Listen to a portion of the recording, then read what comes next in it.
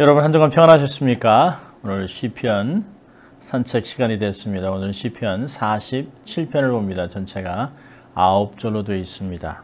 말씀 봉독해 드립니다.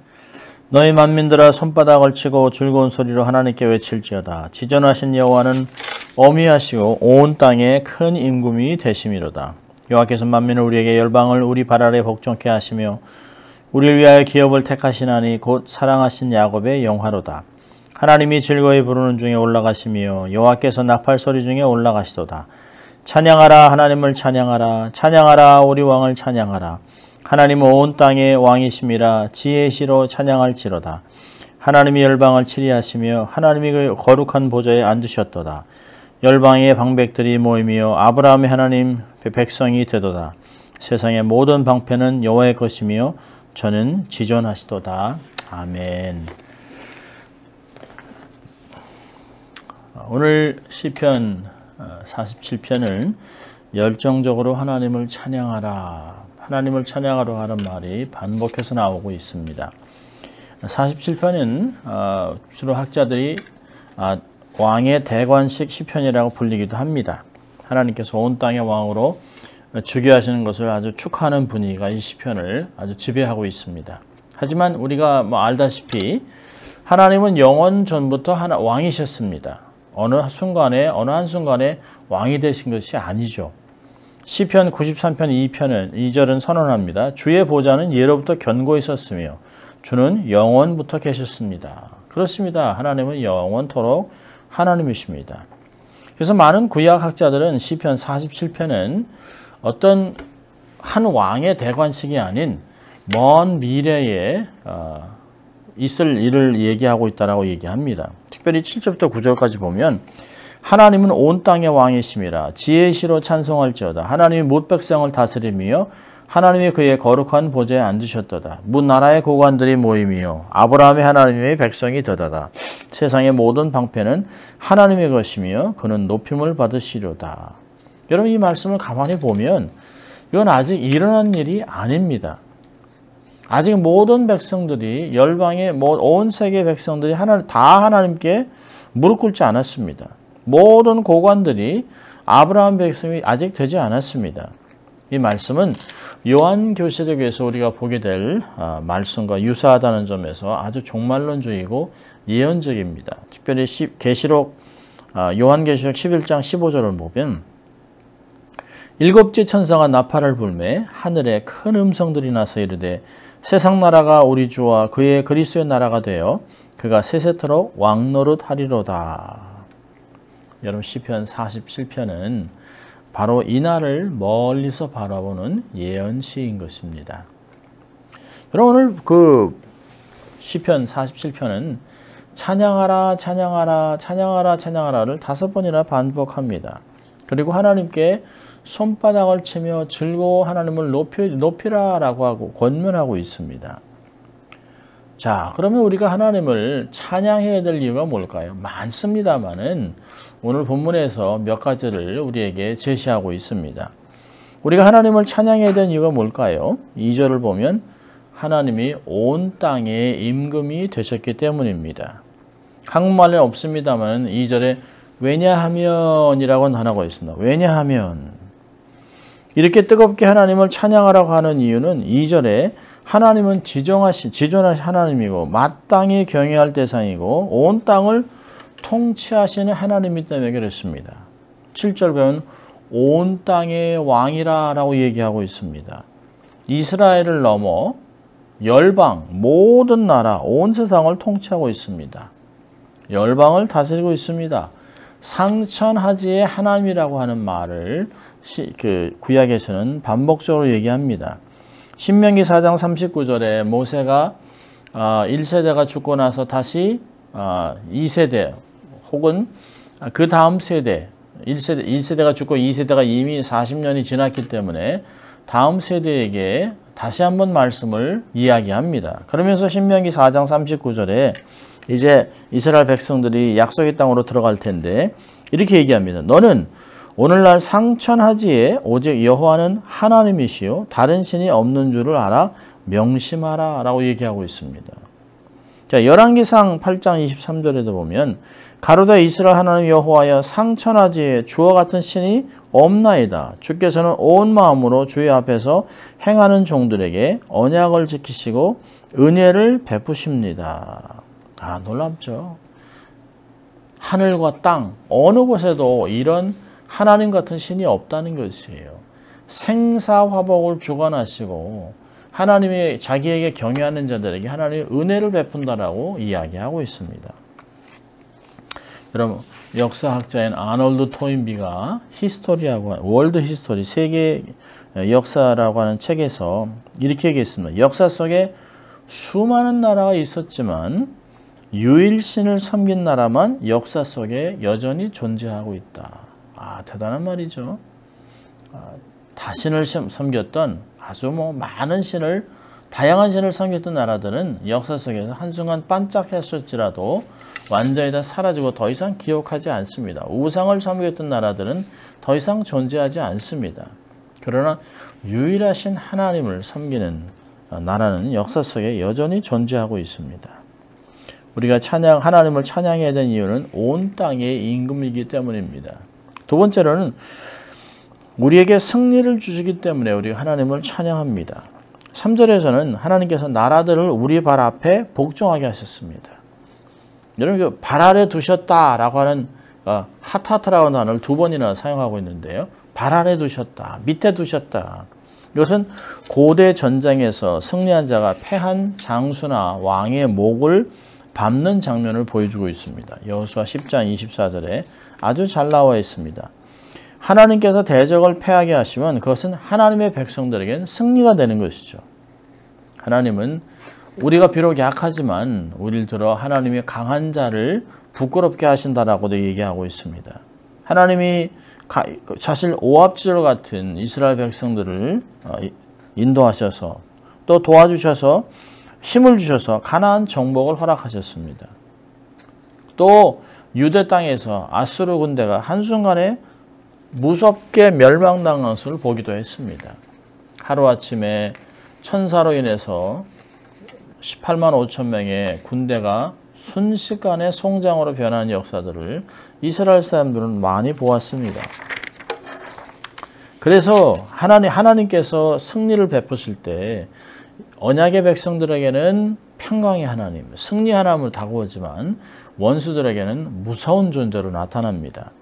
그래서 로마서 16장 20절에 바울이 이렇게 얘기합니다. 평강의 하나님께서 속히 사단을 너희 발 아래서 상하게 하시리라. 우리 주 예수의 은혜가 너에게 있을지어다. 하나님이 우리에게는 평강을 주시는 분이지만 사단은 짓밟으시는 능력의 하나님입니다. 고린도전서 15장 57절에 바울은 이야기합니다. 우리 주 예수 그리스도로 말미암아 우리에게 이김을 주시는 하나님께 감사한다. 하나님 우리에게 승리와 또 모든 축복들을 주시는 것을 볼 수 있습니다. 또 세 번째로 하나님께 우리가 찬양해야 될 이유는 4절에 보니까 기업을 주시기 때문입니다.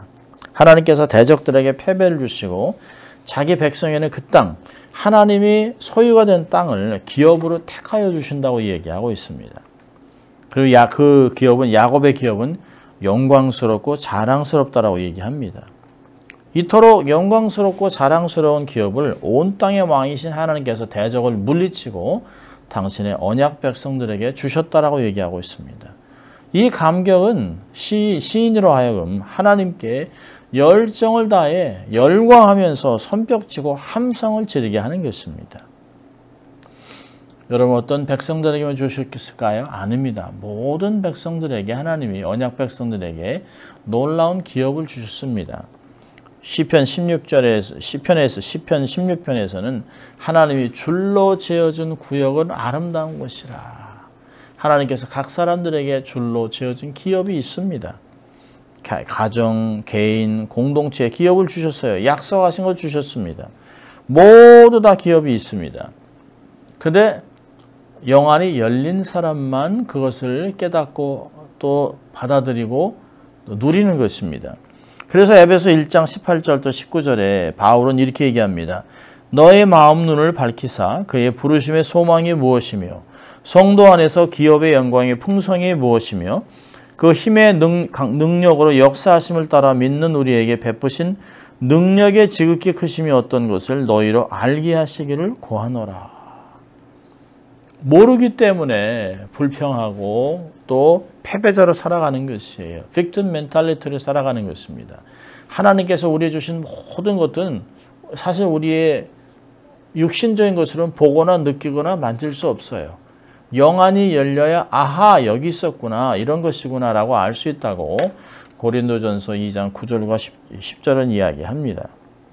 하나님에게 주신 것은 놀라운 것이에요. 아브라함에게도 젖과 꿀이 흐르는 땅을 주겠다 약속하셨습니다. 우리에게도 기업을 주세요. 썩지 않는 기업을 주신다라고 얘기하고 있습니다. 베드로전서 1장 4절에 썩지 않고 더럽지 않고 쇠하지 않은 기업을 있게 하시나니 곧 너희를 위하여 하늘에 간직한 것이다. 할렐루야. 이 땅에서 다 누리지 못해도 안타까워하지 마시죠. 우리를 위해서 엄청난 썩지 않는 절대 없어지지 않는 기업이 하늘나라에 지금 간직되어 있습니다. 가장 좋은 때에 하나님이 그것을 풀어서 하늘문을 열어 하늘의 창고문을 열어 우리에게 쏟아 주실 것입니다. 여러분 기억하십시오. 우리에게 주시겠다 약속한 것을 우리가 지금 받아 누리지 못한다면 우리의 자녀들, 후손들이 다 받아 누리게 될 것입니다. 하나님은 가장 좋은 때, 가장 맥시마이즈 해서 우리를 복되게 하시고 영광 받으시 하나님을 믿을 수 있길 바랍니다. 자, 그렇다면 하나님을 어떻게 우리가 찬양할까요? 1절 보면 그분을 높여드리라는 것이에요. 손뼉치고 즐거운 소리를 내며 하나님은 위대하십니다. God is great. You are great God. 우리 한국 사람들은 잘 그렇게 말을 못합니다만은 미국 사람들은 찬양할 때 보면 You are great God. I love you. 막 이런 얘기를 굉장히 많이 합니다. 하나님께 박수 치고 여러분 유대인은 예배 드릴 때 아주 전통적인 유대인들도 막 춤을 추고 찬양을 합니다. 하나님 앞에 너무 기쁘다는 것이에요. 그러니까 다윗이 자기가 바지가 벗겨지는지도 모르고 하나님께 덩실덩실 춘 것 아니겠습니까? 다양한 문화 속에서 2000년 동안 흩어져 살던 유대인들이 다양한 모습으로 악기를 사용하고 찬양을 하고 춤을 추며 찬양을 합니다. 시편에 있는 그 말대로 소고와 장구를 들어 하나님을 찬양하고 모든 현악기를 동원 찬양하라는 그 말을 그대로 받아들이고 그렇게 찬양을 합니다. 장로교인들에게는 조금 불편할 수 있습니다만은 성경은 열정적으로 찬양을 하라고 합니다. 교단이 중요한 것이 아니에요. 내 마음에 기쁘면 우리가 그렇게 하지 않습니까? 기쁘면 춤이 덩실덩실 나고 감사하면 우리가 감사하다고 표현하지 않습니까? 여러분 어느 스포츠 경기에 가서도 막 그 게임을 보면서 열광을 하잖아요. 우리 편이 이기면 박수치고 난리가 납니다. 콘서트장에 가서도 열성적으로 노래를 따라 부르고 춤을 추고 합니다. 여러분 그렇다면 그것보다 더한 것을 주시는 더한 기쁨을 주시는 우리를 구원하신 하나님 앞에 우리가 못할 게 뭐가 있겠습니까? 함성을 지르고 찬양하고 기뻐하는 것이에요.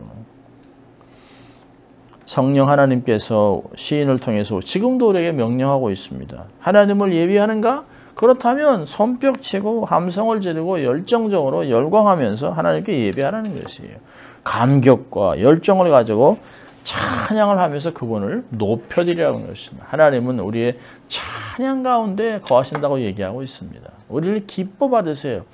우리가 하나님께 찬양을 드리고 영광을 드리게 하기 위해서 우리를 창조하셨다라고 이사야에서는 말하고 있는 것을 볼 수 있습니다. 그분을 높여드려야 하는 것입니다. 자, 두 번째로는 감사를 표현하며 우리가 하나님을 찬양합니다. 하나님이 행하신 일을 감사하고 기억하고 또 그것을 또 표현하고 여러분 그 바울도 데살로니가전서 5장 18절에 범사에 감사하라 이는 그리스도 안에서 너희를 향한 하나님의 뜻이니라 얘기하지 않았습니까? 하나님의 뜻은 이루기 원하십니까? 그러면 감사하세요. 그리고 하나님을 찬양하세요. 항상 기뻐하고 쉬지 말기도 범사에 감사하는 것 그것이 우리의 성도들의 마크입니다. 사람들 세상을 보고 저 사람 그리스도인들이구만 하나님이 있는구만 이렇게 알 수 있다는 것이에요. 더욱 감사한 일이 생깁니다. 감사하면 또 감사할 일이 생기고 감사하면 또 감사가 늘어납니다. 감사를 나누면 공동체가 더욱 감사가 넘쳐요. 저희 가족이 이제 주일 저녁에 이렇게 모여 앉아서 예배 드릴 때 받았던 말씀, 또 한 주간 하나님이 행하셨던 것을 이야기 나누고 감사한 걸 듣다 보면 어떤 때는 참 소소한 건데도 저렇게 감사하는구나 라는 걸 보면서 스스로 돌아보기도 하고요. 그 자녀들의 삶에서 있었던 감사가 우리의 삶에도 얼마나 기쁨으로 다가오는지 몰라요. 한 사람의 감사가 온 가족에게 기쁨이 전가돼서 감사가 막 넘쳐나고 하나님을 찬양하게 됩니다. 더욱 충만해져요. 하나님이 우리를 어떻게 구체적으로 도우시고 인도하는지를 다시 한번 확인하고 하나님 정말 그러셨지, 내가 깜빡 잊고 살았네. 하나님 너무 좋으신 분이야. 하나님을 찬양하게 됩니다. 감사는 표현할수록 커집니다. 감사는 할수록 은혜가 더욱 깊어져요. 감사할수록 하나님은 더욱 위대하신 분이고 더욱 친밀하신 분입니다. 얼마나 멋진 하나님인지를 모릅니다. 더욱더 감사하게 되는 것이죠. 세 번째로 하나님 어떻게 찬양할까요? 하나님을 증거해야 됩니다. 만방에 그분을 알리고 살아야 합니다. 하나님을 알고 그분을 알리는 것, 그것이 우리의 사명입니다. 정말 좋으신 하나님, 우리의 찬양받기에 합당하신 하나님, 이 하나님을 세상에 알리고 살아가는 것입니다. 여러분, 우리가 좋은 의사를 만나도 사람들에게 소개하지 않습니까? 그 의사 명의야. 그 사람 정말 좋은 의사, 정말 실력도 좋고 꼭 어디 아프면 그 사람 찾아가라고 얘기합니다. 여러분, 우리가 좋은 의사를 만나도 그러지 않습니까? 우리의 생명의 주, 구원 주시고 영생을 허락하신 하나님이 그 하나님을 세상에 알리고 싶은 것, 그것이 우리의 사명입니다. 우리의 소망이어야 됩니다. 하나님을 더욱 깊이 알고 그리고 그분을 세상에 알리고 하나님을 아는 지식이 정말 물이 바다다분 같이 온 땅에 다 전파되도록 우리가 전해야 되는 것. 그게 우리의 사명입니다. 세상 끝날까지 함께 하시는 그 주님을 세상에 알리고 세상에 나가서 제자 삼는 일을 우리는 감당해야 됩니다. 저희는 가끔 이제 찬양할 때 여러분 찬양하세라고 하는 그 찬양 아시죠? 찬양하세 찬양하세 왕께 소리 높여 찬양드리세 찬양하세 찬양하세 왕께 소리 높여 찬양드리세 찬양하세 찬양하세 왕께 소리 높여 찬양드리세